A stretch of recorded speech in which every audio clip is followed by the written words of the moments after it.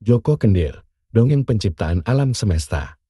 Dahulu kala, di sebuah desa kecil yang tertutup oleh hutan lebat, hiduplah seorang anak yatim piatu bernama Joko Kendil. Meskipun kehidupannya keras, Joko Kendil memiliki hati yang baik dan tekad yang kuat untuk mencari keadilan dan kedamaian di dunianya yang penuh misteri.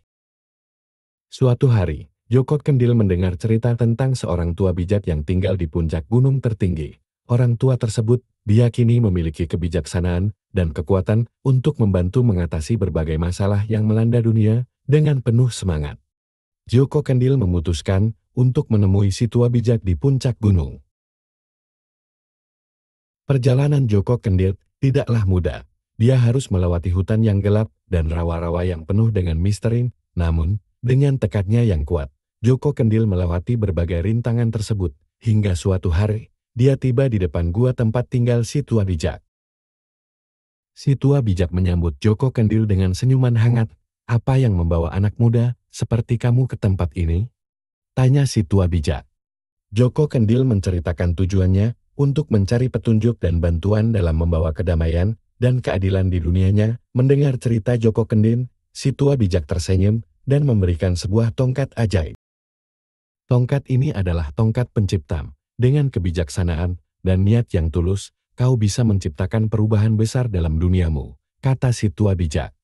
Dengan tongkat ajaib tersebut, Joko Kendil kembali ke desanya. Dengan sentuhan lembut dan doa yang tulus, dia menciptakan kebun yang subur, mengubah rawa-rawa menjadi danau yang indah, dan memberikan cahaya kepada desanya yang dulu gelap.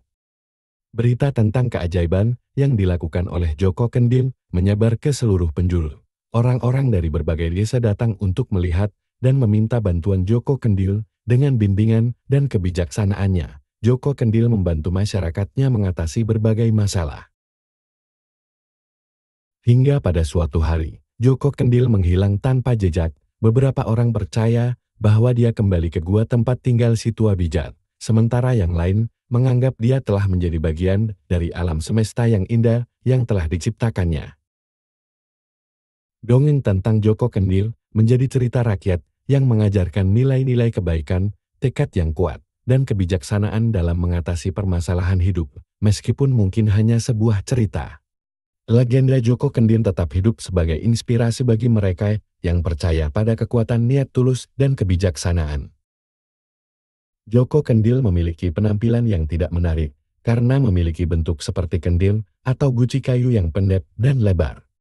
Seiring berjalannya waktu, Joko Kendil memiliki keinginan untuk menikah dengan putri raja. Mendapati hal tersebut, ibu Joko Kendil sempat terheran-heran dan mengatakan itu hal yang mustahil. Namun, karena kasih sayangnya kepada Joko Kendil, ibu tersebut mencoba memenuhi permintaan tersebut. Sesampainya di istana raja, ibu Joko Kendil menyampaikan maksudnya kepada raja. Raja memiliki 3 orang putri, yaitu Dewi Kantil, Dewi Mawar dan Dewi Melati. Dari ketiga putri raja tersebut, ternyata Dewi Melati mau menerima lamaran tersebut. Joko Kendil dan Dewi Melati kemudian menikah. Namun setiap harinya, Dewi Kantil dan Dewi Mawar terus menghina Dewi Melati yang menikahi Joko Kendil. Hingga pada suatu ketika, diadakanlah perlombaan ketangkasan di kerjaan. Joko Kendil tidak hadir dalam acara tersebut, karena sedang sakit. Dalam acara tersebut, hadirlah seorang pangeran tampan dan gagah. Dewi Kantil dan Dewi Mawar sangat menyukai pangeran yang tampan dan gagah tersebut sambil terus menghina Dewi Melati dan Joko Kendil.